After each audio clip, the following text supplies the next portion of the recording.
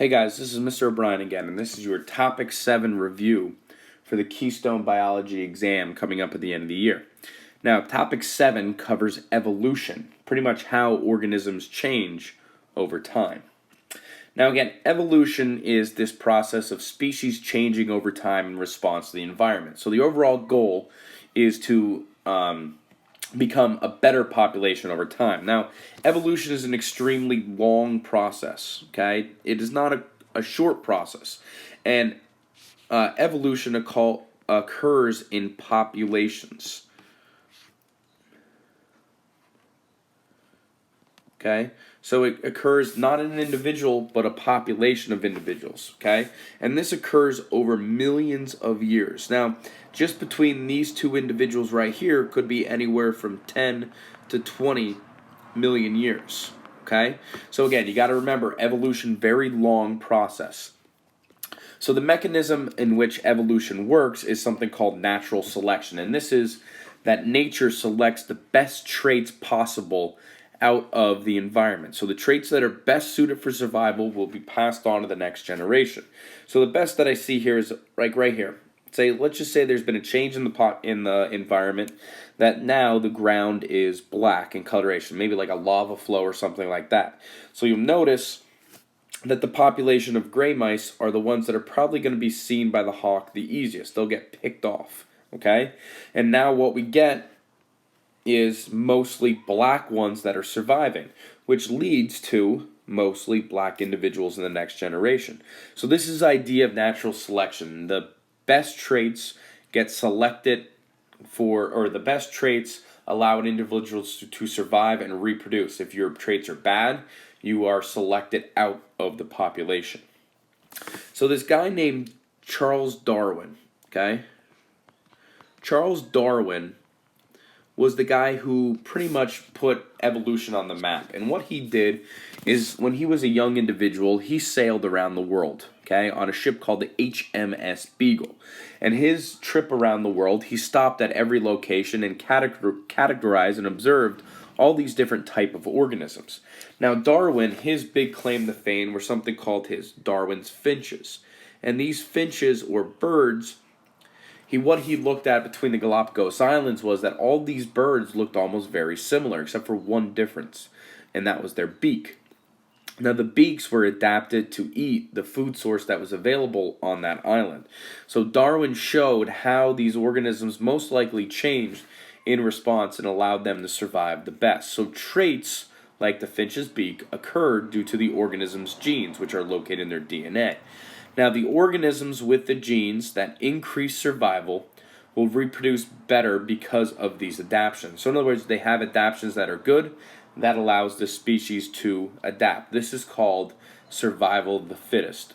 The individual with the best adaptations and is able to reproduce the best is the one that will survive and pass on its traits. Survival of the fittest. Now, fitness just means the ability to reproduce. So you are more fit when you have more offspring. You are less fit when you cannot produce them. So in other words, survival of the fittest is just simply reproducing the best leads to better genes in the next generation. Okay?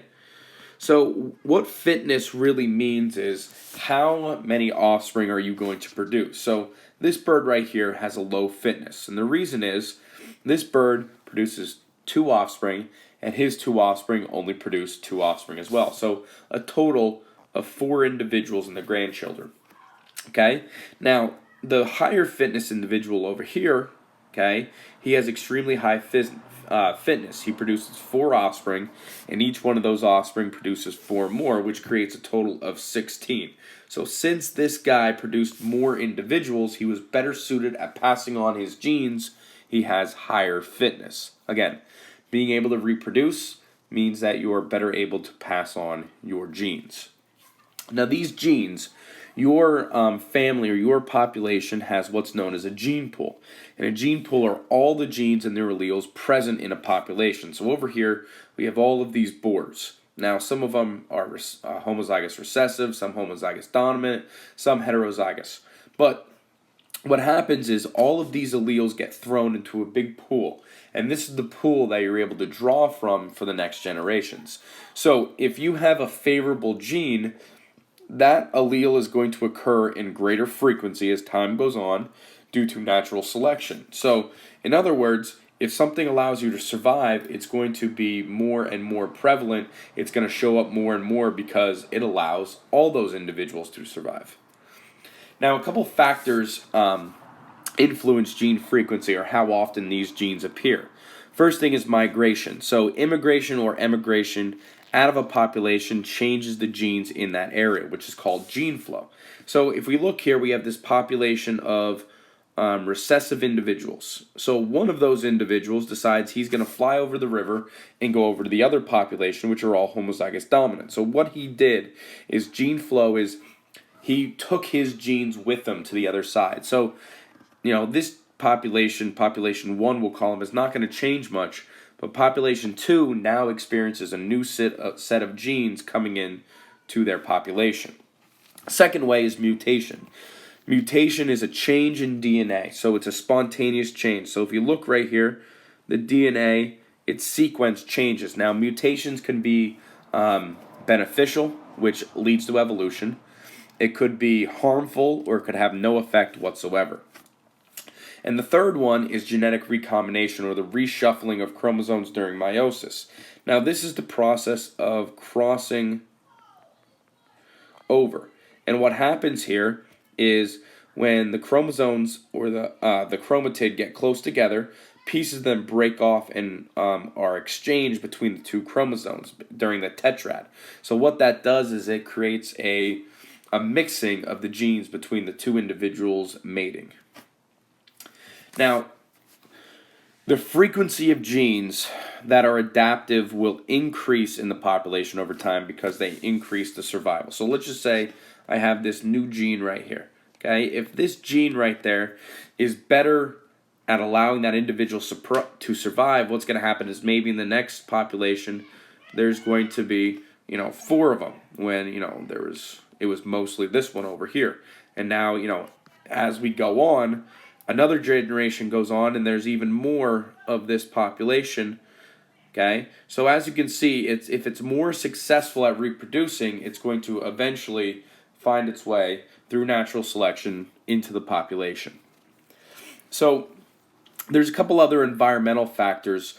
When the environment exerts pressure on certain genes, it causes a few different types of selection. So this yellow line indicates the original population line that we have, the original bell curve of the phenotypes present in the population. So stabilizing selection is when the median or the middle becomes it gets selected for more and becomes more popular. So this is an example in robins. Now robins, what they do is they lay 4 eggs in their nest, most likely. Now if they lay less, what that does is it decreases their odds of one of those chicks surviving. Okay? If they lay more, it increases the chance of those chicks going hungry because the parents can't feed all of them. So the 4 is selected for because it's the best clutch the bird could have. Okay? Directional selection is when the bell curve actually shifts one direction or another. So the pressure is exerted here, which shifts the phenotypes to the right. Now, directional selection would be like your pepper moth. Now, in the pepper moth, before the Industrial Revolution, the pepper moth was white in coloration. Okay? Now, that pepper moth, what happened is during the Industrial Revolution, the trees became stained black. So what happened is the white one became more easily spotted by the birds. And we saw a shift to a more black moth, okay? So that black moth was better able to survive. It was the one that was naturally selected for, and we saw the population color evolve. Now, disruptional selection would be like our salmon. Now, salmon, they do this disruptional selection where we see an increase in the two extremes. So, in other words, the small one and the big one. So, in this case, salmon, what happens is a very small salmon is very fast. Okay, and that fast salmon is able to sneak in and fertilize the eggs. Okay, when they are during their spawn. Now the big salmon are able to build the best nests.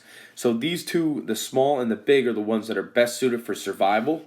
The medium one gets selected out because they are the oddball and can't do it. And we see a graph that looks like this. Okay, now organisms also form new species. So this idea of forming new species is called speciation. There's two ways that this can happen: geographic isolation and reproductive isolation. So geographic isolation, we have some sort of physical barrier that forms between the two, like a stream or a mountain.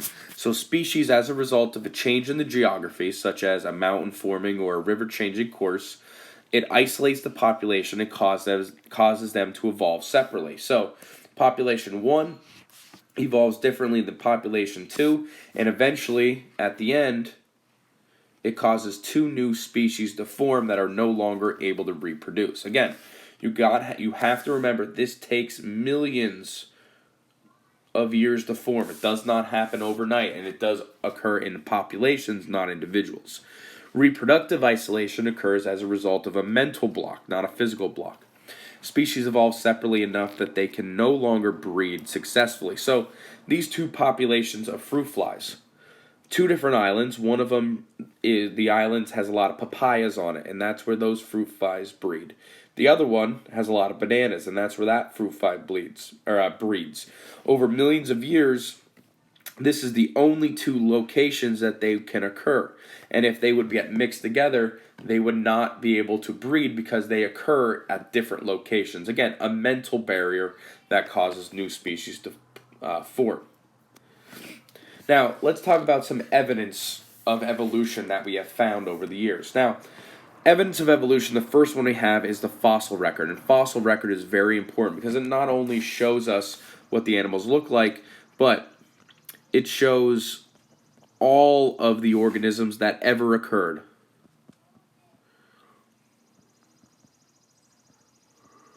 So, in other words, we can see all of the ancient individuals. Now, but what this does, it allows us to look at organisms and say what makes them similar.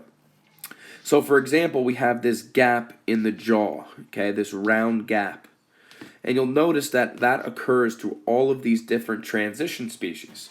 Okay, the same thing with this horn on the top of their nose. It occurs in all of these species. So it shows that there is a common ancestor between these organisms, okay? So the dawn horse all the way to the modern horse, they have slight similarities and very, very subtle differences as they evolve over time. The fossil record shows the record of ancient life and forms in rock and shows how organisms change over time. Now, the other one evidence we have is homologous structures. Now, homologous structures looking at similar anatomy of organisms to prove a common ancestor. So if we look here, we have a human, we have a cat, we have a whale, and we have a bat. Now you'll notice each one of these organisms has a humerus. Each one of these organisms has a radius and ulna. Each one of these organisms has metacarpals and carpals. Okay? Each one of these has phalanges. So what we notice here and what we see is that even though these animals are all different, they all look different, they all have different function, they all have the same bone structure. Again, this shows a common ancestor. And it shows that evolution, these organisms evolved or diverged from a single species many, many millions of years ago, even billions of years ago. Vestigial structure are just the remains in some organisms and no longer serve any apparent function. So humans have about 3 of these, or actually 4 of them. We have the muscles that are attached to our ears. Now, when we lived in the jungle and we needed to hear, we were able to move our ears so we can hear better. Okay, this no longer, some people can still wiggle their ears, but usually people don't need to do this. We also have wisdom teeth. Okay, these wisdom teeth, what they were there for is when our jawline was more extended and we had more room for chewing. We also have the remnants of a tail. Okay, so the coccyx bone is the remnants of the tail that our ancestors have that was eliminated from ours. Okay, and also the appendix. The appendix serves some sort of digestion back then, but the appendix can be taken out pretty readily and have no effect whatsoever. One of them that I always enjoy to show kids is the whale. Now, the whale actually has a pelvic bone. Now, why does it have a pelvic bone if it doesn't have any legs? So, what this indicates is that this is, again, shows common ancestry. Shows common ancestry of the remnants of its common ancestor of millions and millions of years ago. Now, embryology shows that early stages of development in many species with a backbone are very, very similar. So we look here. If we look right here, you'll notice that all of these backboned individuals, they look very, very similar in early development. Okay, you cannot tell the difference between them. Now, as we get further and further development, you notice that the further related they are, the more or the less closely they look, the further we get along, until finally we can definitely see the difference between all of them. Okay, so embryology, early stages of development in many species with a backbone are very, very similar. Now, the last one we have, and one that's a really distinguishing point, is biological molecules. The more DNA and proteins, and you can also add amino acids, an organism has in common, the more closely related they are. So, for example, you look here. The chimpanzee, for this amino acid sequence, actually has no differences between humans. So this, and a bullfrog has 20 differences. So what this indicates is that humans are more closely related to chimpanzees than we are to bullfrogs. The more differences there are, the less closely related we are to them. So the mechanism for evolution, individuals do not evolve, okay? Populations do. So populations are the smallest thing that can actually evolve. So an individual may change, but if they are not able to reproduce better because of that change, that is just going to be breeded out of the population. Only populations can experience evolution. And again, a population is a group of the same species in the same geographic area. So we also have a couple mechanisms for evolution. The first one is genetic drift. Now this is a random phenomenon, a phenomenon by which allele frequency of a population changes as a result of a random event or chance. So let's just say we have this population of butterflies down here. And in my yard, let's just say my niece likes to catch the red butterflies. And when she keeps them in a container, it actually causes them to die. So what happens is she's selecting out the red ones and leaving a population of all blue ones. Again, genetic drift is a random event. It's luck. Whereas natural selection is fighting for life. Now, a couple other mechanisms we have. Gene flow, like we talked about earlier, the process of moving from one population to another. If an individual moves, so do their genes. Mutations, a change in an individual's DNA can occur spontaneously, could be good things, could be negative things. The last one is non-random mating. So in other words, females select and choose the traits that are best suited for survival. In other words, we're not mating randomly, we're choosing the best traits. So individuals mate with people who have similar traits or who they think have the strongest traits for survival. So this is the end of the evolution video. So this is the end of topic 7, evolution. Hopefully this helps you when you guys take the Keystone exams coming up at the end of the year. This is Mr. O'Brien signing off.